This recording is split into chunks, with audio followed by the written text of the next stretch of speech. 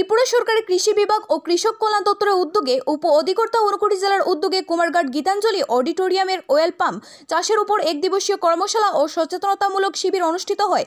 এদিনের অনুষ্ঠানে প্রদীপ প্রজ্বলনের মাধ্যমে অনুষ্ঠানের শুভ সূচনা করেন ঊনকোটি জেলা পরিষদের সভাধিপতি অমলেন্দু দাস। এছাড়াও উপস্থিত ছিলেন কুমারঘাট পঞ্চায়েত সমিতির চেয়ারপারসন সুমতি দাস, ত্রিপুরা সরকারের কৃষি দপ্তরের যুগ্ম অধিকর্তা শান্তনু দেববর্মা সহ ঊনকোটি জেলার উদ্যান উপ অধিকর্তা বিদ্যামোহন চাকমা সহ কুমারঘাট মহকুমা কৃষি তত্ত্বাবধায়ক সমীরণ দাস, ঊনকোটি জেলা পরিষদের সদস্য শুভেন্দু দাস সহ অনুষ্ঠানে থাকা অন্যান্য অতিথিরা এদিন অতিথিরা আলোচনা রাখতে গিয়ে বলেন, অয়েল পাম চাষের জন্য নতুন এলাকা বৃদ্ধি করা, অয়েল পামের মাধ্যমে কৃষকের অর্থনৈতিক সমৃদ্ধি করা, অয়েল পাম চাষিদের জন্য সরকারের বিভিন্ন সুযোগ সুবিধাগুলি নিয়ে বিশদে আলোচনা করেন অনুষ্ঠানে থাকা অতিথিরা। পাশাপাশি এদিন অনুষ্ঠানের শেষে কুমারঘাট ব্লকের আওতাধীন গোকুলনগর নিবাসী শৈলেন্দ্র মালাকারের 1 হেক্টর জমিতে অয়েল পাম বাগান পরিদর্শন করেন ত্রিপুরা সরকারের কৃষি দপ্তরের যুগ্ম অধিকর্তা শান্তনু দেববর্মা সহ কৃষি দপ্তরের অন্যান্য আধিকারিকরা সেখানে ছুটে যান।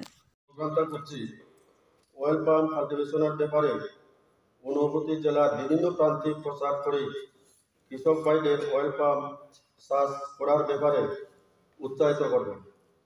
আমি আরও শুভেচ্ছা এবং অভিনন্দন জানাতে চাই এই অনুষ্ঠানে উপস্থিত সকল কৃষক ভাই বোনদের, যারা আমাদের ডাকে সাড়া দিয়ে এখানে এসেছেন এবং অয়েল পাম চাষ করে নিজের ও রাজ্যের আয় উন্নতি করবেন। সবশেষে আমি শুভেচ্ছা ও অভিনন্দন জানাতে চাই সমস্ত সাংবাদিক এবং চিত্র সাংবাদিক যারা এই অনুষ্ঠানে উপস্থিত থেকে প্রচার করার ব্যাপারে আমাদের সাহায্য করবেন।